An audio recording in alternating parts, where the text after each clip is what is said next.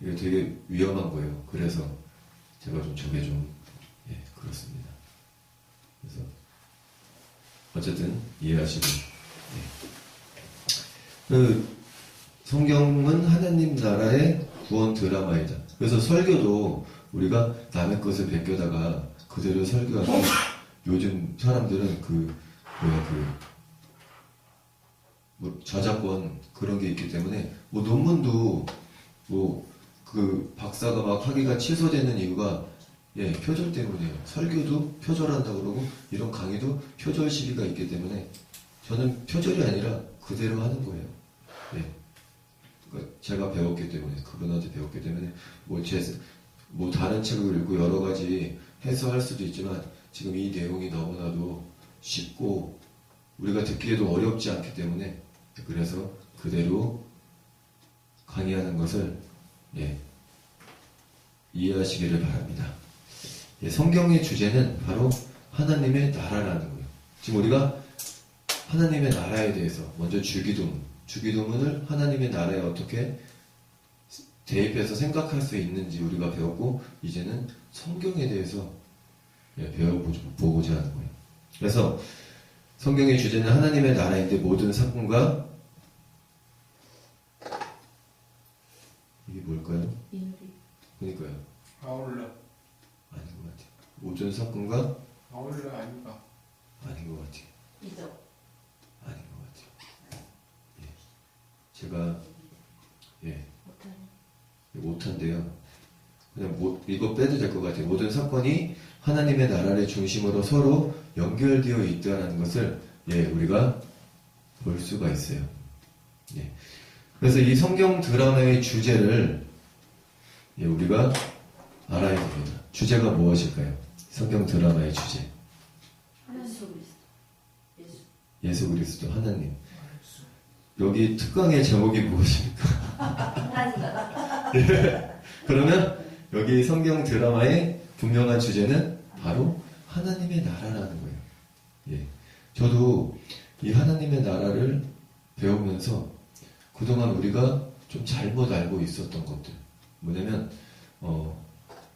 교회가 되게 개인주의적이잖아요. 우리 교회가 최고고, 우리 목사님이 최고고, 그게 나쁘다라는 것은 아니에요. 당연히 그래야 되는 건데, 그 이면에는 하나님이 없다라는 거예요. 다시 말해서, 교회 왕국이 되었다라는 거예요. 인간적인, 전형적인 인본주의적으로 교회가 가고 있다는 거예요. 왜 카톨릭 교회에서 개신교가 갈라졌습니까? 왜 갈라졌을까요? 타락. 그렇죠. 교회의 타락이에요. 교회가 왜 타락을 했어요? 바로 인본주의였기 때문에. 그 면죄부권을 사면은 천국에 갈 수 있다라는 그 자체가 무엇입니까? 그게 개소리지. 네. 저희가 이거 예. 댓글에서 개떨이니까. 그렇죠. 아니, 저 죄송한데, 저는 개소리지오를 개톨릭이지오라고 들어가지고, 그말이 맞아요. 근데, 지금 교회가 그렇게 카톨릭화 되어 가고 있다라는 거예요. 왜요? 하나님의 나라를 생각하지 않기 때문이에요. 교회 왕국이 되어버린 거예요. 왜 요새 대형교회가 욕을 먹습니까? 우리 목사님 하기 때문이에요. 제가 조금 전에도 말씀드렸지만 우리 목사님은 해야 돼요. 우리 목사님 말씀이 최고입니다. 우리 교회에 오세요. 모든 것이 변화됩니다 라고 하는 건 당연한 거예요. 근데 우리 목사님이 하나님보다 높아졌기 때문에 문제가 된다는 거예요. 외적인 교회의 모습만을 자랑하는 것이 문제라는 거예요. 근데 성경에는 분명히 성경을 드라마로 봤을 때 이 주제는 분명한 주제가 있다고 했어요. 바로 하나님의 나라예요. 성경은 처음부터 마지막까지 이 주제를 중심으로 전개되어가는 드라마라는 거예요. 모든 사건과 인물이 하나님의 나라를 중심으로 서로 연결되어 있습니다. 드라마이기 때문에 66권 전체에 시작이 있고 마지막이 있습니다.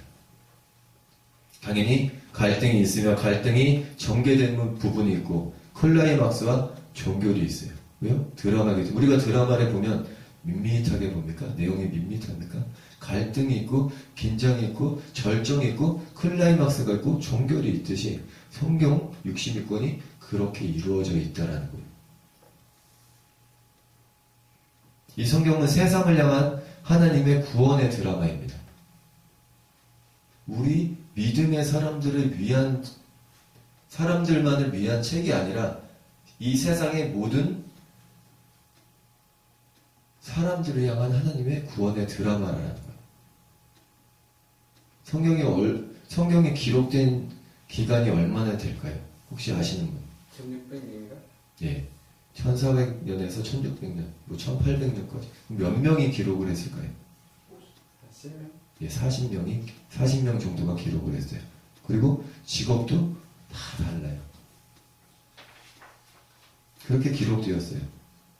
근데 과거에 정말 아주 만약에 1400년이라는 시간에 그 1년에 썼던 것과 1400년에 썼던 것 시대가 엄청 많이 변화됐고 그때 쓰여진 성경이 지금 우리에게 적용이 되는 이유는 바로 하나님의 말씀이기 때문인 거예요.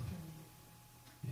만약에 어떤 그때 당시에 구성된 사람으로만 쓰여졌다면 이 시대에 맞지 않게 되는 것이 당연한 거예요.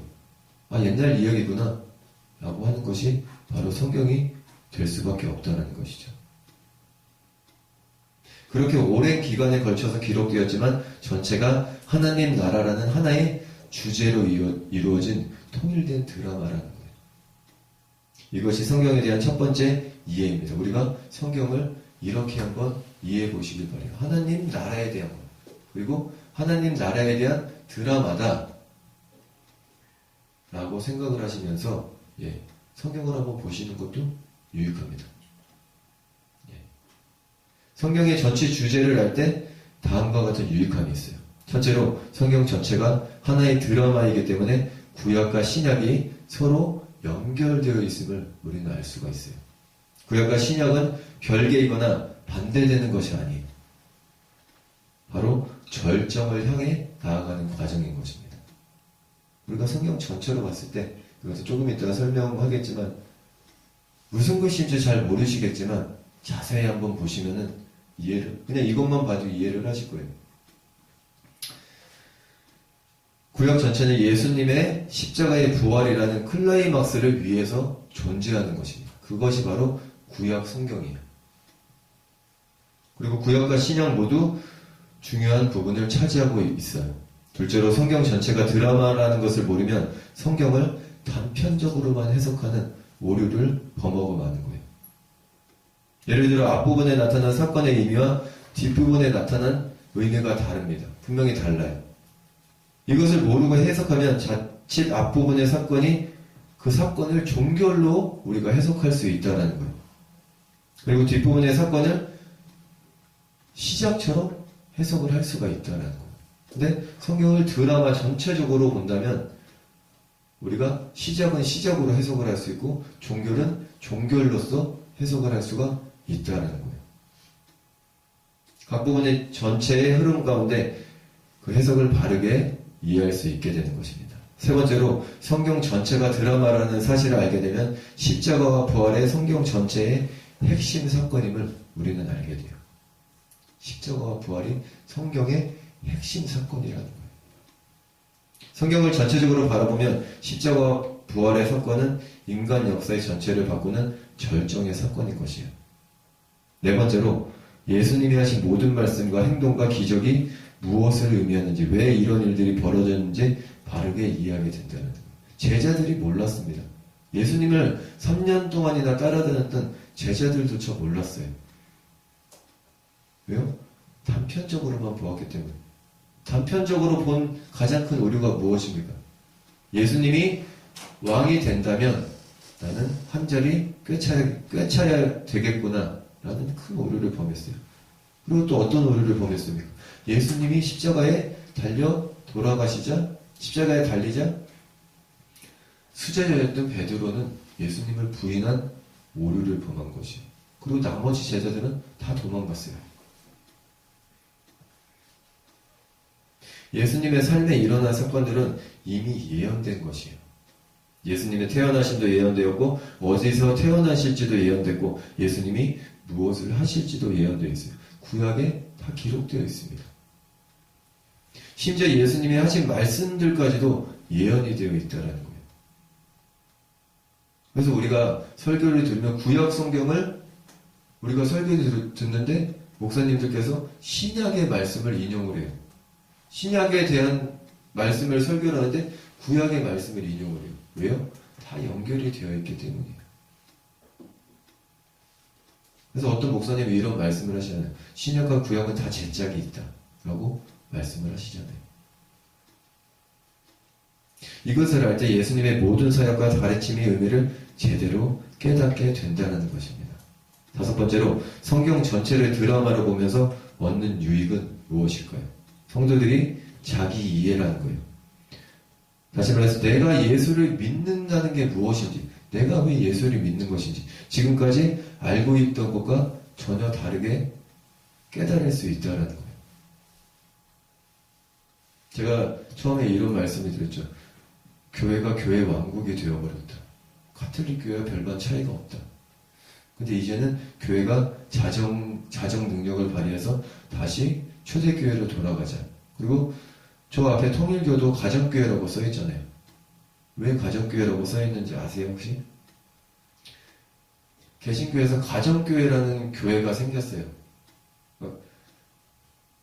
가정교회 형식으로 예배가 바뀌어지게 되고 저도 사역했던 교회 가운데 한 교회가 가정교회로 전환을 했어요. 일반 교회 예배와 조금은 차이가 있습니다. 거기에는 금요 철야가 없고 금요 철야 그 시간에 그리고 구역 예배도 없어요. 그래서 그 가정 예배라는 걸 가정에서 드려요.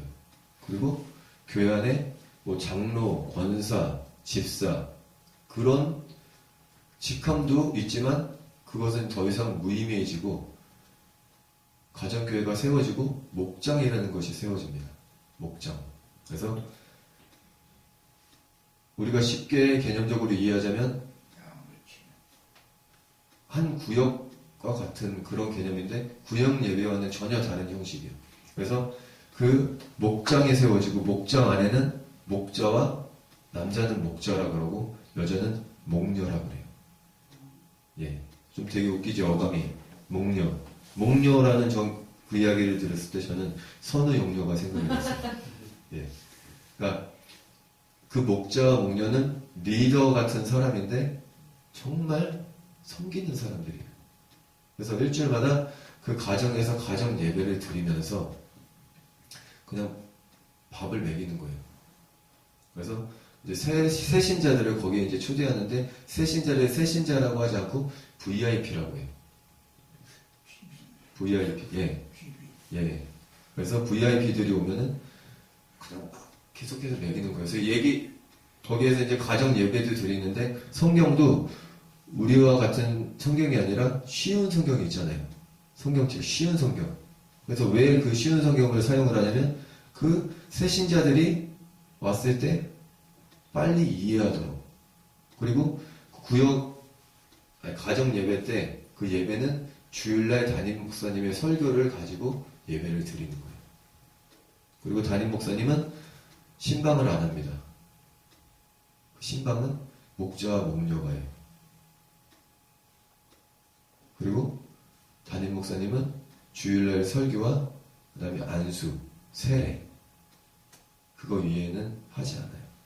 그러니까 어떻게 보면 담임 목사님의 그런 권위라 그럴까? 그런 것들이 많이 사라지는 거죠. 예. 지금 교회들이 그렇게 많이 바뀌고 있어요. 근데 통일교가 그것을 안 거예요. 그 가정교회가 그렇게 해서 지금 교회가 수평 이동을 하고 있잖아요. 우리 교회 부흥이 많이 됐어요 라고 했을 때 새 신자가 많이 오는 것이 아니라 다른 교회에서 우리 교회로 오게 되는 그런 부흥이잖아요.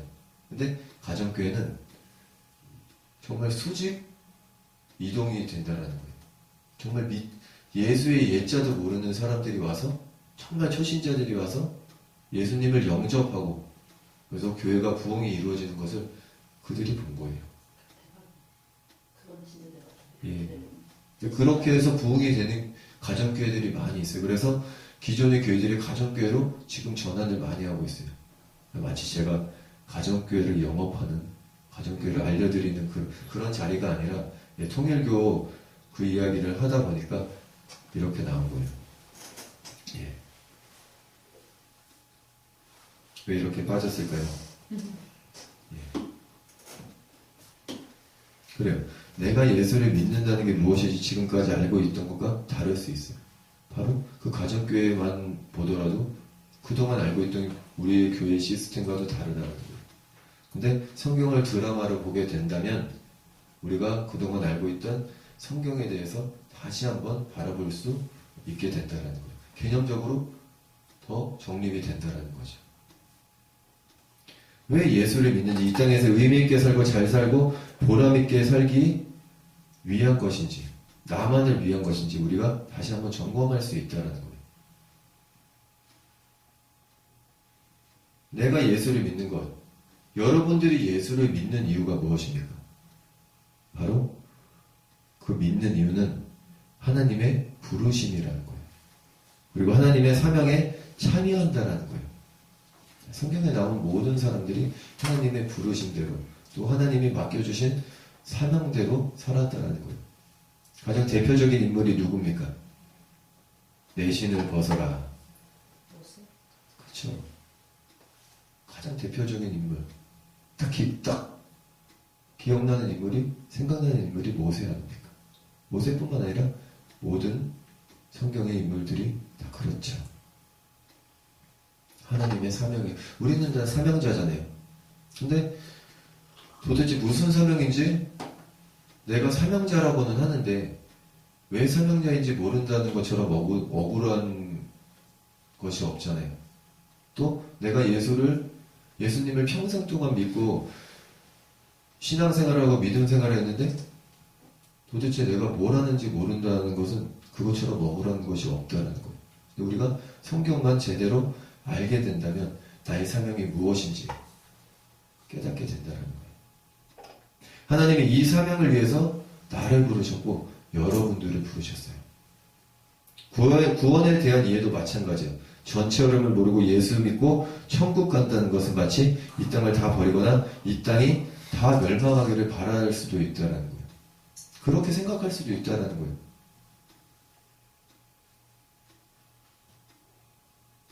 이 땅이 다시금 회복되면서 생명도 회복되고 자연 만물도 회복되는 것이 바로 구원의 역사라는 거예요. 제가 전 시간에 환경에 대해서 말씀을 드렸잖아요. 자, 에덴 동산이 어디에 만들어졌어요? 이 땅에 만들어졌잖아요. 우리가 에덴 동산같이 회복되어져야 되는 것. 하나님의 나라가 회복되어지는 것. 우리가 환경에 대해서도 생각해 보자라는 것이 바로 그런 뜻인 거예요.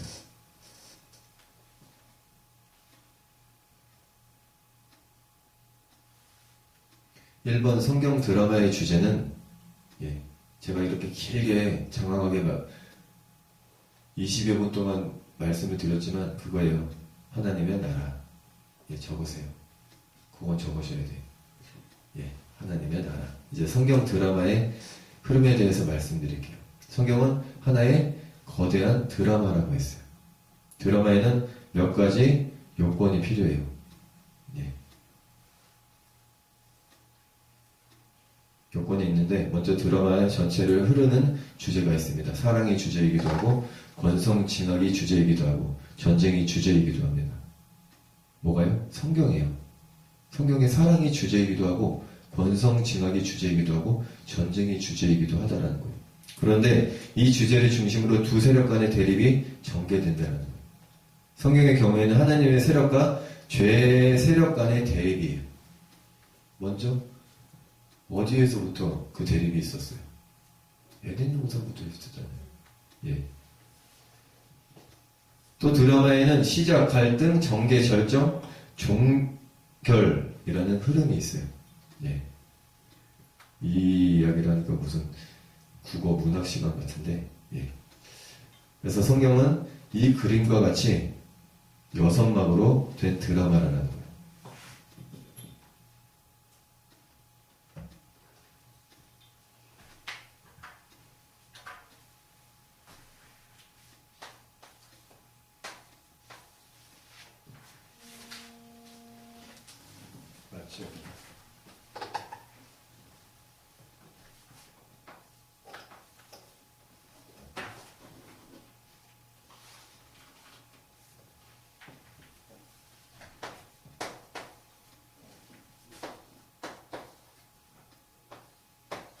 여기서부터 말씀드릴게요. 하나님 나라의 시작이 되고요.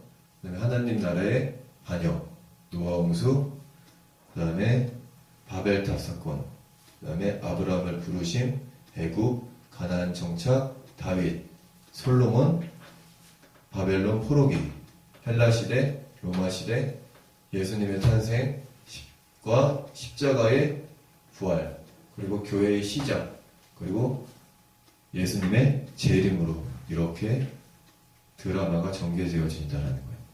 성경에는. 자, 하나님 나라의 시작이 되었어요. 창세기 1장과 2장에. 그래서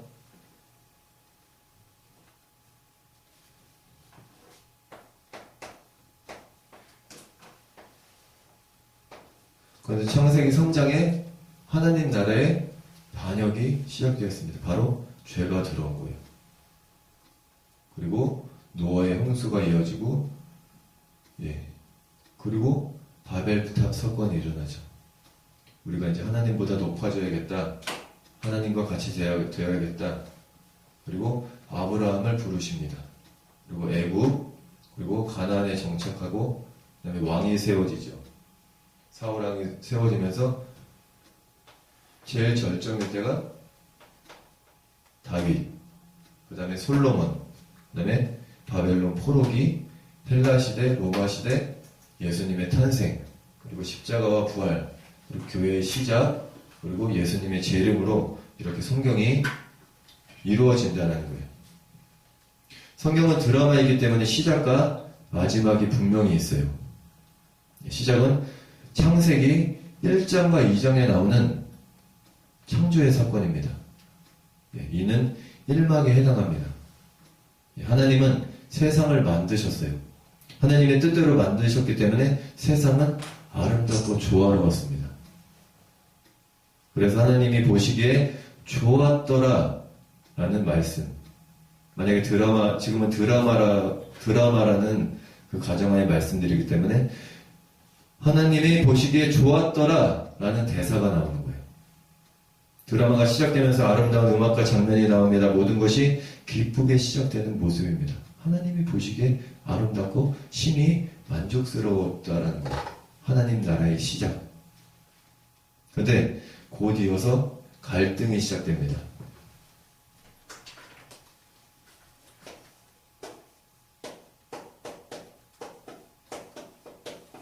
갈등이 시작돼요. 바로 죄라는 것이 들어오죠. 죄라는 것이 어떻게 들어옵니까? 바로 선악과 사건이 벌어지게 된다는 거예요. 창세기 3장에 선악과 사건이 없으면 뒷부분은 아무 소용이 없다라는 거예요. 이 선악과 사건 때문에 뒷부분이 이어지기 때문인 거예요. 왜 하필 선악과라는 이름이 붙여졌을까요?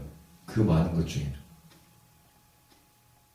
선악과를 따먹는다라는 이것은, 이 말의 의미는 선과 악을 자신의 주관대로 하겠다라는 거예요. 선과 악을 주관하시는 분은 오직 하나님뿐인데, 하나님처럼 되겠다, 하나님보다 높아지겠다라는 그런 생각을 가지고 있다는 거예요. 사람에게 선과 악을 주관하는 권리를 주면 자신에게 유익한 것은 선이 되고 자신에게 해로운 것은 바로 악이 되기 때문이에요. 지금 우리가 그렇잖아요. 저 사람이 아무리 나쁜 사람이더라도 나한테 도움이 되면 좋은 사람이에요. 근데 저 사람이 아무리 좋은 사람이더라도 나한테 도움이 안 되고 나한테 어려움이 생기면 그 사람은 나쁜 사람이고, 사람의 본성이 그렇다라는 거예요. 그래서 선과 악은 바로 하나님이 결정하셔야 하는 것입니다. 자,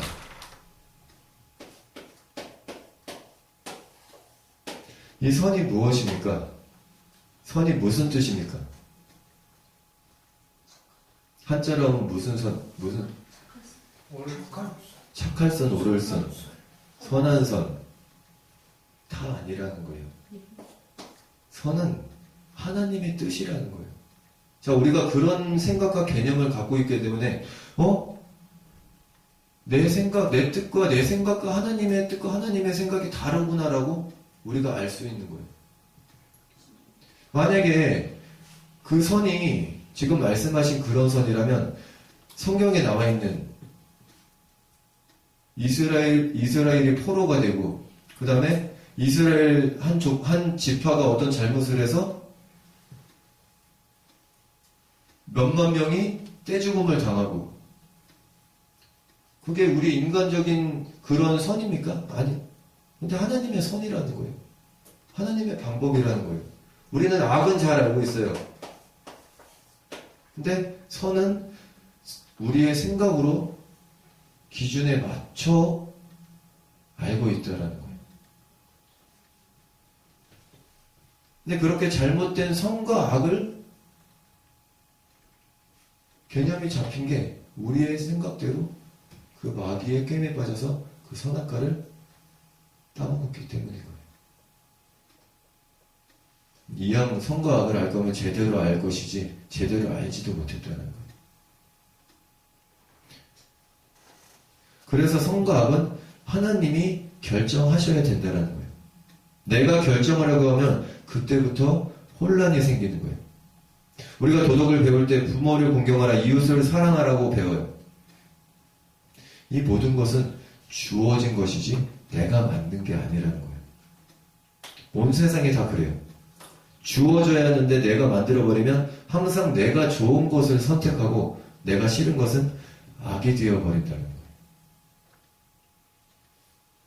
이러면 세상이 다시 혼란으로 빠지게 된다는 겁니다. 그래서 선악과라는 이름이 붙은 것입니다. 기가 막힌 이름입니다.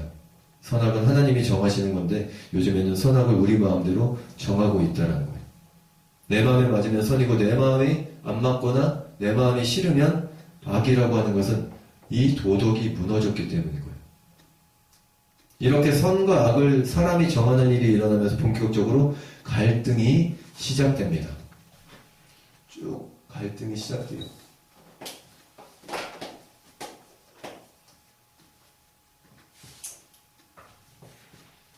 그래서 하나님은 노아의 가족과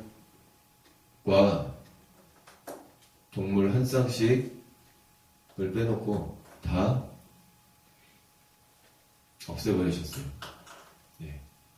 이것도 우리의 기준으로 보면 선이 아니라는 거죠. 예, 아까 우리 장진영 전도사님이 말씀하셨던 거죠. 때려 죽였다는 것. 거기에서 막혔다 그랬잖아요. 왜요? 나의 나의 기준 때문에. 그래서 목사님들은 이렇게 설교를 하시잖아요. 말씀은 믿음으로 받아야 된다. 꿀꺽해라. 예. 어떻게 보면 되게 이성적으로 생각하면 말도 안 되는 소리잖아요. 뭘 꿀꺽을 하라는 건지. 근데 정말 믿음으로 받아들여야 되고, 예. 꿀꺽해야 된다는 거예요.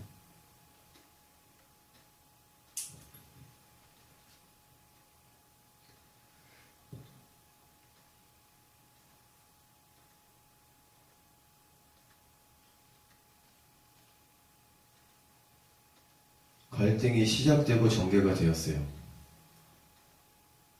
먼저 가인과 아벨의 사건이 벌어졌습니다. 아담과 하와의 아들이었던 가인이 동생 아벨을 죽이는 사건. 처음으로 이 땅에 죽음이라는 사건이 벌어지게 된 거예요. 그전에는 죽음이 없었는데 이 땅에 사람이 사람을 죽이는 엄청난 일이 벌어졌어요. 그 후에 죄가 점점 커지더니 결국 하나님이 홍수로 심판하셨어요.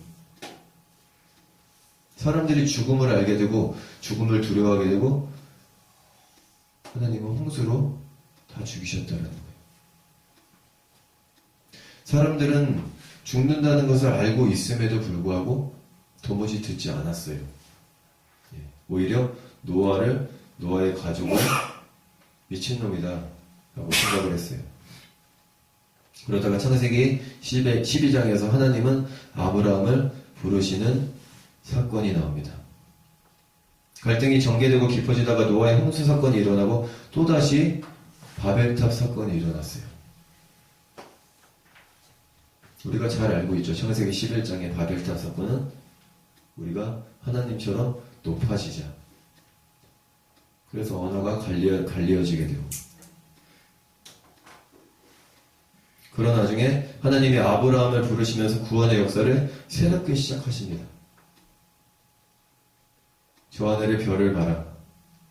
내 민족을 그렇게 만들어주겠다. 라고 하시는 거예요. 새롭게 구원의 역사를 새롭게 시작하신 거예요.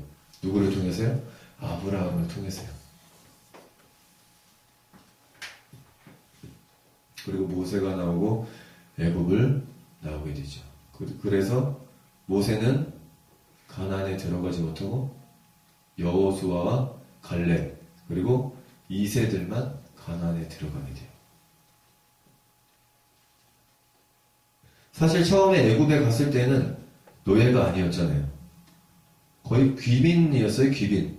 요셉의 아버지와 형제들 70인의 가족들이 고센 땅을 차지했단 말이에요. 근데 요셉이 죽고 난 후에 민족이 너무나도 커져버리니까 애굽 사람들이 두려움이 생겼잖아요. 그래서 강제 노역을 시키잖아요. 바로의 탄압을 받게 되고 어려움을 당하게 되었어요. 출애굽 사건이 일어나고 광야 사건이 일어납니다. 40년 동안 광야를 지나서 젖과 꿀이 흐르는 가나안 복지에 들어가게 됩니다. 가나안에 정착하게 돼요. 그리고 사사들이 다스리는 시대가 됩니다. 성경에 보면 사사기가 있잖아요. 마지막 사사가 누구예요? 바로 사무엘이잖아요. 사무엘에게 이스라엘 백성들이 뭐라고 합니까? 이제 우리도 다른 나라처럼 왕을 세워주십시오. 사무엘이 깜짝 놀래요. 근데 하나님께 기도를 하죠. 하나님이 그 백성들의 말대로 해줘라. 그래서 세워진 왕이 사울왕이에요. 우리가 잘 알듯이 사울과 다윗. 그 다음에 다윗 왕이 다윗 왕이 세워집니다. 다윗은 하나님이 정말 사랑하셨잖아요. 그리고 지금도 이스라엘의 국기는 다윗의 별이 있어요.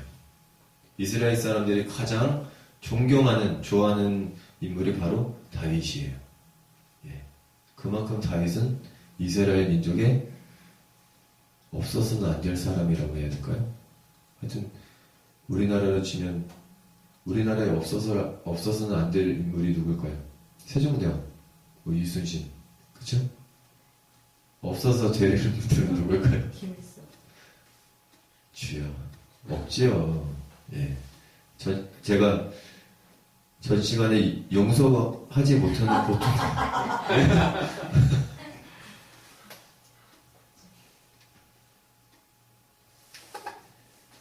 그리고 그렇게 갈등이 쭉 전개됩니다. 어떻게 해요? 출애굽 사건이, 사사기, 그 다음에 왕국시대, 그리고 그 왕국시대에서 이제 또 분열이 돼요. 북이스라엘과 남유다. 그 다음에 북이스라엘이 망하고, 그리고 남유다가 망하고, 그 다음에 북왕국이 BC 721년에, 남왕국이 BC 586년에 망하면서 바벨론의 포로로 끌려가게 돼요. 그리고 BC 538년경에 바사왕 고레스에 포로 귀환이 일어납니다. 그리고 예루살렘에 돌아오는 것이 구약의 흐름이에요.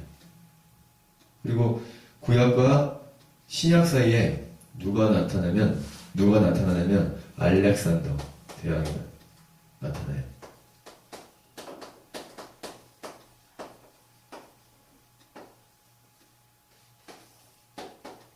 그 유명한 알렉산더 대왕이 나타나면서 헬라 시대가 열리게 되는 거예요. 알렉산더 대왕이 한 일이 무엇입니까? 그리스가 한 일이고, 한 일은 정복이에요. 그리스가 한 일은, 그리스는 문화가 발달됐잖아요. 그리스가, 알렉산더가 그 세계를 점령하면서 제일 크게 작용했던 게 언어를 하나로 만들었던 헬라어. 자, 신약은 헬라어로 기록되어 있습니다. 구약은 히브리어로 기록되어 있고요. 예. 그러면 로마는 무엇을 했느냐? 길. 그렇죠. 로마는 모든 길은 로마로 통한다라는 말이 있듯이, 예, 로마는 길을 만들었다는 거예요. 그 말이 전해질 수 있도록 한 역할이었어요. 자, 세계사의 흐름이기도 하지만 이것이 하나님의 역사이고 성경 드라마의 흐름이라는 거예요. 자, 이제 드디어 하이라이트, 클라이막스입니다. 예수님이 탄생하셨어요. 그리고 예수님이 탄생하시고 예수님이 오신 목적, 바로 우리를 구원해 주시기 위해서 십자가에 달리시고 끝이 아니라 부활하셨다는 거예요. 자, 세상은 예수님이 패배자라고 합니다. 왜요? 십자가에 달려 죽은 것만 보기 때문에. 근데 우리 믿음의 사람들은 예수님은 승리자라고 말을 하고 있어요. 왜요? 우리는 부활을 알고 부활을 믿기 때문이에요. 우리도 그렇게 될 줄 알고 그렇게 될 줄 믿고 우리도 구원을 받았기 때문인 거예요. 자, 클라이막스가 다 됐어요. 이제 남은 것은 무엇입니까? 유리. 이제 남은 것은 드라마였어요. 드라마. 이제 드라마에서 남은 건 클라이막스가 다 끝났어요. 예, 드라마에서 주인공이 살아나고 그러면 드라마가 권선징악의 주제를 다룬 드라마라면 나쁜 놈이 막 처단되고, 예, 주인공은 행복하게 살았습니다 하고 끝나잖아요. 바로 종결만 남았어요. 종결.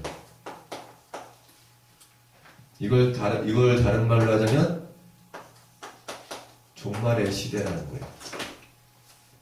지금 우리는 종말이 이게 아니고 죄송합니다. 말세라는 거예요. 우리는 지금 말세 시대에 살고 있어요.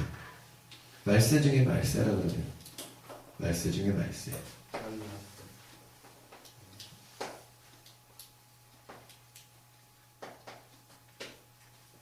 예. 그리고 초대교회가 생기고, 초대교회가 어떻게 생겼습니까? 저렇게 생겼어요.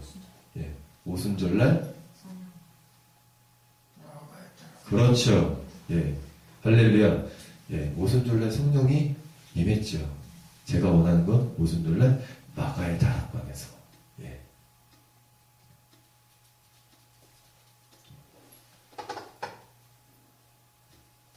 교회의 시작이 되었습니다. 네, 우리가 잘 알다시피 초대교회는 어땠어요? 성령이 무슨 콤인데? 지하 교회? 카타콤. 예, 죄송합니다. 카타콤이었잖아요. 카타콤. 이거 아시죠? 이거. 예. 예. 이건가? 이렇게 해서 굳이 말 안 하고 이렇게 그리면은 믿음의 사람이구나 아는 표식이었잖아요. 이게. 예. 이게 차 뒷유리에 붙이는 장식이 아니라 나는 그리스도인입니다라는 그런 무언의, 예. 저거를 이렇게 하면 이제 나도 믿는 사람입니다라고 나 그리스도입니다 얘기를 못하니까. 예. 왜 지하로 내려갔을까요? 교회에 박해가 있었잖아요. 예, 핍박과 박해가 있었잖아요. 예. 그래서 현대 교회가 쭉 교회사적으로 얘기하다 보면 길어지기 때문에 끝날 시간도 됐네요. 그래서 현대 교회까지 이르게 된 거예요. 지금 교회가 세워진 것도, 교회가 지금까지 이어진 것도 바로 예수님 때문에, 예수님의 마지막 명령을 잘 준행했기 때문이에요. 그래서 모든 것이 이루어졌다는 거예요. 그러면 우리는 지금 드라마에 어디쯤 와 있을까요?